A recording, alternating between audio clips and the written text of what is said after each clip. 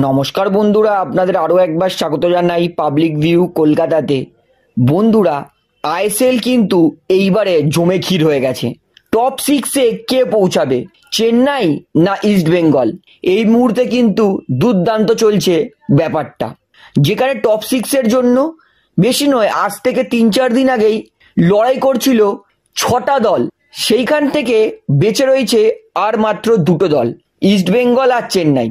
এই মুহূর্তে কার কোয়ালিফাই করার সম্ভাবনা সব থেকে বেশি? তো আজকে আমি বলবো আইএসএল এ আমি one of the best match আজকে দেখেছি চেন্নাই ভার্সেস নর্থ ইস্টের মধ্যে, যেখানে 1 গোলে পিছিয়ে থেকেও চেন্নাই কিন্তু 2 গোল করে 2-1 ম্যাচটা জিতে বেরিয়েছে।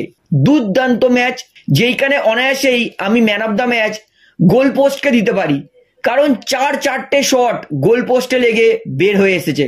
অনায়াসেই ম্যান অফ দ্য ম্যাচ গোল পোস্টে দেওয়া যায়, তো এটা মজা করছিলাম। যাই হোক, দুর্দান্ত শেষ মুহূর্তে অঙ্কিত মুখার্জি বক্সের একটু ধার থেকে সুন্দর একটা গোল করে চেন্নাইকে কিন্তু 2-1 ম্যাচটা জিতিয়েছে। এবং চেন্নাই অবিশ্বাস্যকরভাবে যারা 3 ম্যাচ আগে পয়েন্টস টেবিলে 11তে গড়াগড়ি খাচ্ছিল, কেউ ধরেও নি যে চেন্নাই কোয়ালিফাই করবে, সেইখানে চেন্নাই একদম কোয়ালিফাই করার সব থেকে ভালো পজিশনে চলে এসেছে। ব্যাক টু ব্যাক 3টে ম্যাচে 3টে জয়, প্রথমে মোহনবাগানকে, তারপরে জামশেদপুরকে, এবং আজকে নর্থ ইস্টকে হারিয়ে চেন্নাই কিন্তু তারা 21 ম্যাচে 27 পয়েন্ট নিয়ে পয়েন্টস টেবিলে 6 নম্বরে পৌঁছে গেছে। এইবারে ইস্ট বেঙ্গল তাদেরও কিন্তু পৌঁছানোর কোয়ালিফাই করার সম্ভাবনা প্রচুর আছে। তার জন্য ইস্ট বেঙ্গলকে কি করতে হবে?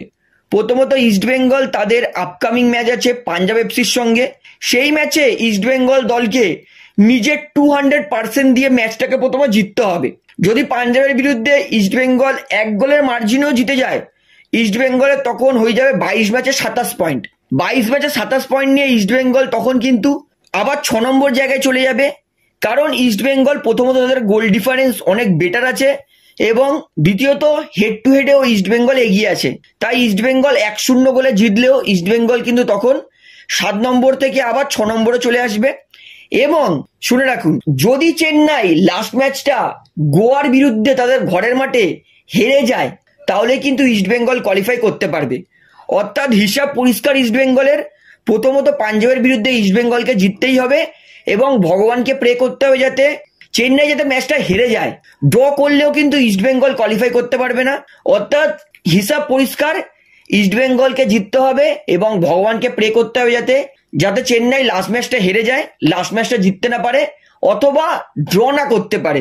অর্থাৎ যদি ড্র করে দেয় তাহলে চেন্নাই 28 পয়েন্টে চলে যাবে, ইস্ট বেঙ্গল 27 পয়েন্ট নিয়ে তখন টপ 6-এর একদম ধারে এসেও কোয়ালিফাই করতে পারবে না। অর্থাৎ ইস্ট বেঙ্গল প্রথমত অবশ্যই তাদেরকে জিততে হবে পাঞ্জাবের বিরুদ্ধে, তারপরে পুরো ব্যাপারটা খুলবে। তো যদি পাঞ্জাবের বিরুদ্ধে ইস্ট বেঙ্গল ড্র করে অথবা হেরে যায়, তাহলে তো কথা শেষ, চেন্নাই না খেলেই পৌঁছে যাবে। অর্থাৎ পুরোপুরি ব্যাপার করছে এখন চেন্নাইকে 1 পয়েন্ট লাগবে, আর ইস্ট বেঙ্গলকে 3 পয়েন্ট লাগবে, প্লাস চেন্নাইকে হারতে হবে। তো এটা হচ্ছে ইস্ট বেঙ্গলের কোয়ালিফাই করার সিনারিও। তো আমি কিন্তু আপনাদেরকে একদম জলের মতো পরিষ্কারভাবে বুঝিয়ে দিচ্ছি, এর থেকে সহজভাবে বোঝানো কিন্তু যাবে না। একমাত্র 27 পয়েন্ট থাকলেই ইস্ট বেঙ্গল কোয়ালিফাই করতে পারবে, আর যদি চেন্নাই 28-এ চলে যায় তাহলে কিন্তু ইস্ট বেঙ্গল পারবে না। এইবারে বলি পাঞ্জাবের বিরুদ্ধে ইস্ট বেঙ্গল কি প্লেইং 11 খেলাবে। শেষ ম্যাচে কিন্তু ইস্ট বেঙ্গলের কাছে সৌভিক চক্রবর্তী আর প্রভসুকান গিল অ্যাভেলেবেল থাকবে না, কারণ ইয়েলো কার্ড সাসপেনশনে আছে। সৌভিক 7 নম্বর ইয়েলো কার্ড খেয়েছে, আর প্রভসুকান গিল 4 নম্বর ইয়েলো কার্ড। আমি বলবো প্রভসুকান গিল বেঙ্গালুরু এফসির বিরুদ্ধে ইয়েলো কার্ডটা অ্যাভয়েড করতেই পারতো। এত খেলা ডিলে করছে, বাধ্য হয়ে ইয়েলো কার্ড খেয়েছে। তো ছেড়ে দিন, যারা নেই তারা নেই, তাদের কথায় মাথায় রেখে লাভ নেই, যারা আছে তাদের নিয়ে ম্যাচ জিততে হবে। তো ইস্ট বেঙ্গল আমি মনে করি এই দিন 4-3-3 ফরমেশনে খেলুক, 4-3-3 হোল্ডিং খেলুক। 4-3-3 অ্যাটাকেও দরকার নেই, 4-3-3 ডিফেন্সও দরকার নেই, 4-3-3 হোল্ডিং খেলে ম্যাচটা জিতে বেরোক। যেখানে গোলকিপারে থাকবে ইস্ট বেঙ্গলের second best goalkeeper Kamaljit Singh, যিনি পুরো সিজনই বেঞ্চে বসেছিলেন। কামালজিৎ গোলকিপারে। রাইট ব্যাকে থাকবে মোহাম্মদ রাকিব, লেফট ব্যাকে নিশু কুমার, এবং 2টো সেন্টার ব্যাক সেটা খেলবে লাল চুলুঙ্গা এবং হিজাজি মাহের। এবং ডিফেন্সিভ মিডফিল্ডে যেহেতু সৌভিক নেই, তাই আমি একমাত্র ডিফেন্সিভ মিডফিল্ড হারমানজোত খাবড়াকে খেলাবো, কারণ এর আগে কিন্তু জীবনে অনেকবার হারমানজোত খাবড়া ডিফেন্সিভ মিডফিল্ডের ভূমিকাও খেলেছে। তাই আমি হারমানজোত খাবড়াকে ডিফেন্সিভ মিডফিল্ডে দেবো, এবং এই 5 জনের ওপর কিন্তু ইস্টবেঙ্গলের ডিফেন্সের দায়িত্ব থাকবে। তাই খাবড়া তিনি কিন্তু নিজের এক্সপিরিয়েন্সটা ব্যবহার করে এই ম্যাচে ডিফেন্স করতে হবে। এবং আমরা সবাই জানি যেহেতু মাদিথা লাল পাঞ্জাবের একমাত্র ক্রিয়েটিভ প্লেয়ার, তাই হারমানজোত খাবড়ার ওপর কিন্তু দায়িত্ব সব থেকে বেশি থাকবে মাদিথা লালকে আটকানোর। এবং দুটো সেন্ট্রাল মিডফিল্ডার সেটা থাকবে সোল ক্রিস্পো আর ভিক্টর ভাস্কুয়েজ।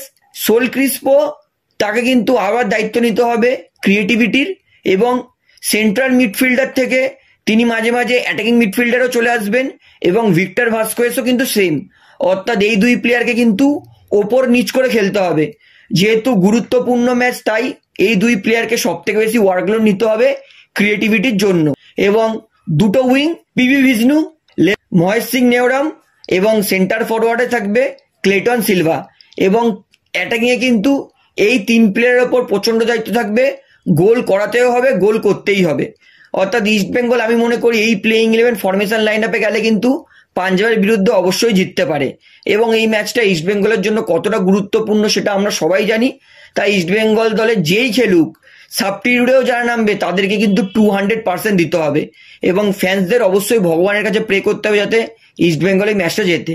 তো আমার মনে হয় ইস্টবেঙ্গল পাঞ্জাবের বিরুদ্ধে এই প্লেইং 11 ফরমেশন লাইন আপে খেললে অবশ্যই জিততে পারবে।